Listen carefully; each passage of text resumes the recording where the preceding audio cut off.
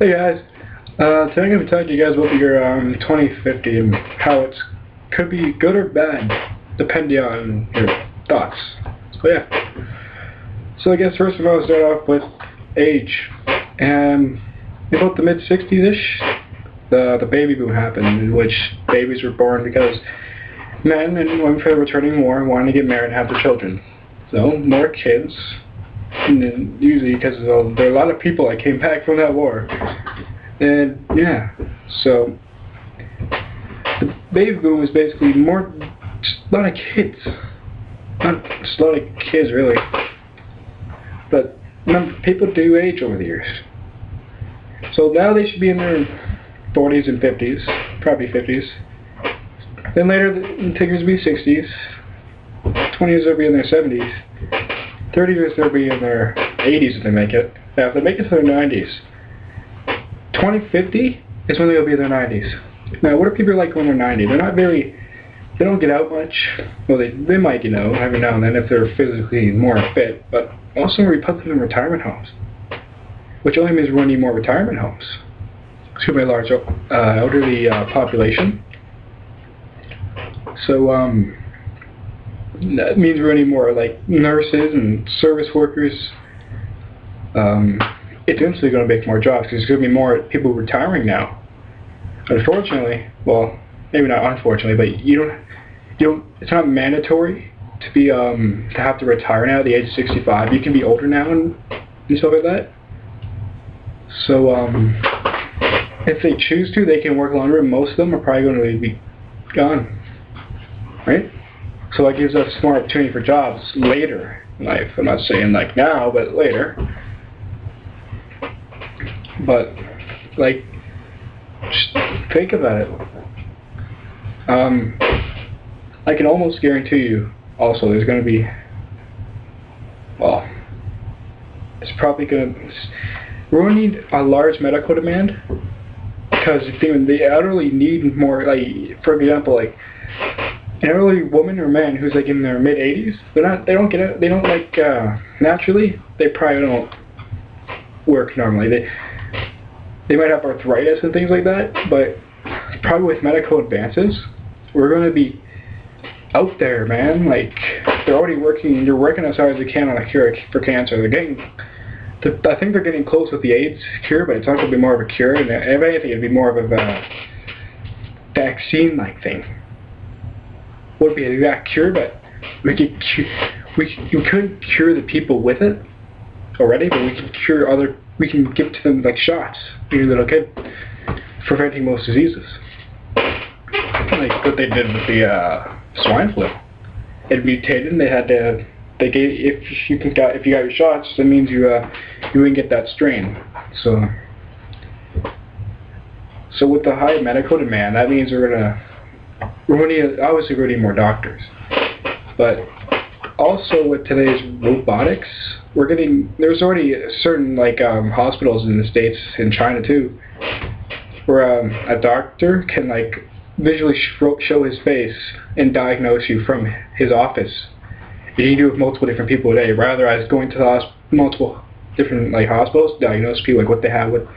Okay, this is it. You got this. You have this. You got to give me some of this. No, he can do that to multiple people at the same time if he wanted to.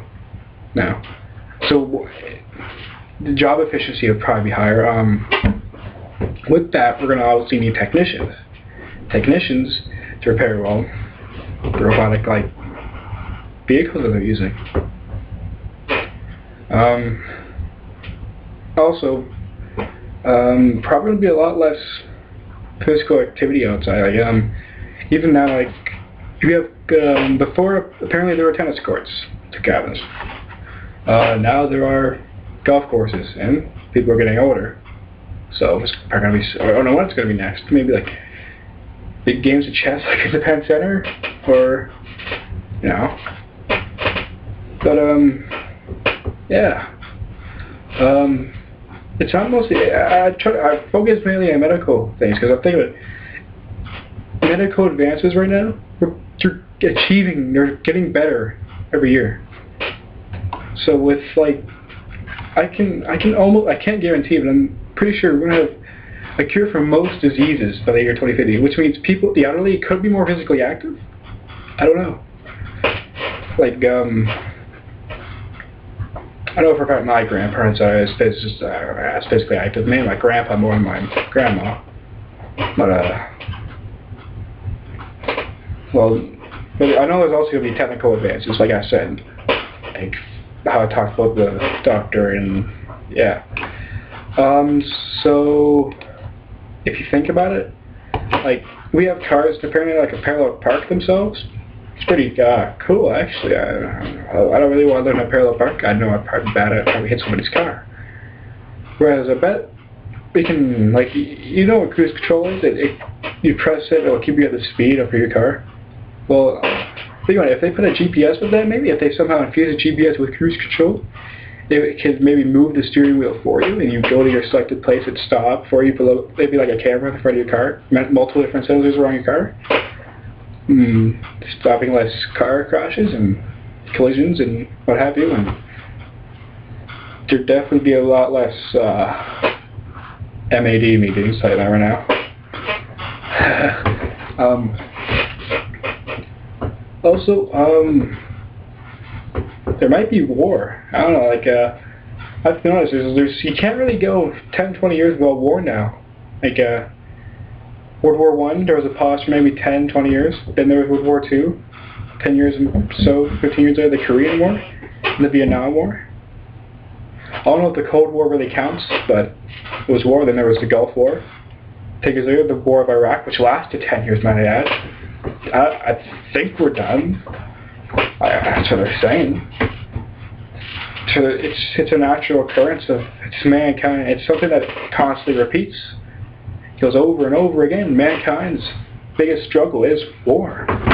We are human. We naturally fight for things.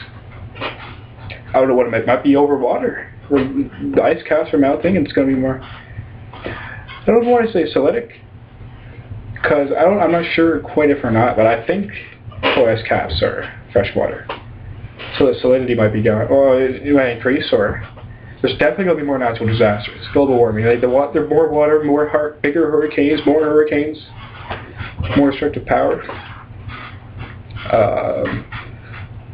There would be a lot of problems near 2050. Think about it. However, maybe there's a chance. I don't know, probably not. But if when we start running out of resources, mankind has always found something that can save us. We've always somehow saved ourselves from doing too much harm. For a great example, like, well, I don't want to call some people like hypocrites, but Einstein helped make the bomb, then he protested against it. In a way, that kind of helped. Unfortunately, they used it twice. So, yeah. That's a good thing. But by the year 2050, I can see that we as a civilization are probably going to be more advanced. And you just come after that even more advanced. I don't know, when I'm like 50, I might be like I am now. Who knows? I could be taking all these like pills and things. I don't know. But might even be selling these pills like at a pharmacy that'll naturally like make you. For example, it can make you stronger. Treat like what they use, like medical steroids. Increase your body enhancement. But there might also be it might also be a balancing effect, because like in World War II, we had lots of people come back to make babies. The Iraq War just ended, 10 years long. More and more people come back to the Iraq War. More babies? I don't know. Might be another baby boom. It's like history repeats itself, you know what I mean? So yeah, that's what I think the year 2050 will be like.